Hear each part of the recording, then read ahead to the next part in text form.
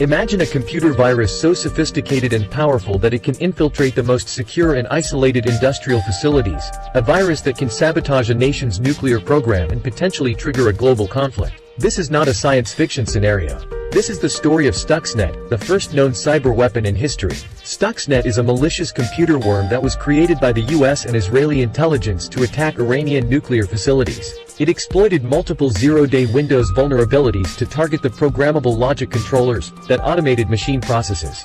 It reportedly slowed the Iranian nuclear progress by at least 30%. It was discovered in 2010, but development on it probably began in 2005. Stuxnet consisted of 3 modules.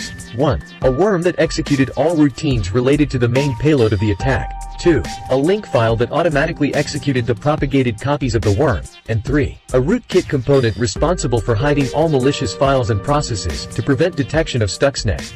It was typically introduced to the target environment via an infected USB flash drive, thus crossing any air gap. The worm then propagated across the network, scanning for Siemens Step 7 software on computers controlling a PLC. In the absence of either criterion, Stuxnet became dormant inside the computer. If both the conditions were fulfilled, Stuxnet introduced the infected rootkit onto the PLC and Step 7 software, modifying the code and giving unexpected commands to the PLC while returning a loop of normal operation system values back to the users.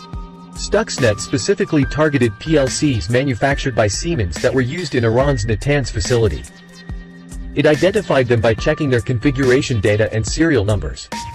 It then injected malicious code into these PLCs that altered their behavior according to a predefined sequence and schedule. The code instructed the PLCs to change the frequency of the centrifuge's rotors every 27 days, starting from low speed, 807 Hz, to high speed, 1210 Hz, and then back to normal speed, 1064 Hz. This cycle repeated itself 21 times over several months, causing physical stress and damage to the centrifuges. It had a kill switch that erased itself after a certain date, June 24, 2012. And it had a self-destruction mechanism that wiped out its traces from the PLCs after completing its mission. Stuxnet was designed to destroy the centrifuges Iran was using to enrich uranium as part of its nuclear program. Most uranium that occurs in nature is the isotope U-238. However, the fissile material used in a nuclear power plant or weapon needs to be made from the slightly lighter U-235. To separate these isotopes, Iran used gas centrifuges that spun at high speeds to create different levels of enrichment. Stuxnet aimed to disrupt this process by altering the speed of the centrifuges, making them spin too fast or too slow, and creating excessive pressure and heat that damaged them beyond repair. The goal of Stuxnet was to delay or prevent Iran from acquiring enough enriched uranium to build a nuclear weapon, which was seen as a threat by the US, Israel, and their allies. The cyberattack was part of a covert operation known as Olympic Games, which started during the Bush administration and was rapidly expanded under Obama's presidency.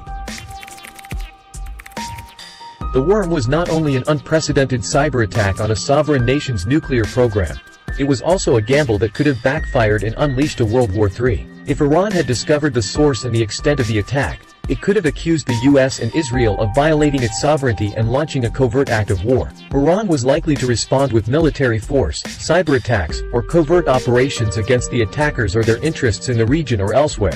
The threat of World War III was not just hypothetical. According to a New Yorker article, former President Trump considered launching a military strike on Iran's nuclear facilities in November 2020. Such a strike could have sparked a wider conflict in the region, involving Iran's proxies in Iraq, Syria, Lebanon, Yemen, and Gaza. Iran also has ballistic missiles that can reach Israel and US bases in the Middle East and Europe. Moreover, Iran has cultivated ties with Russia and China, both of which are opposed to US hegemony and sanctions on Iran. Russia has supplied Iran with advanced air defense systems and nuclear technology, while China has signed a 25-year strategic partnership agreement with Iran that includes trade, investment, and military cooperation. A war with Iran could have drawn these powers into a confrontation with the US and its allies, creating a global crisis.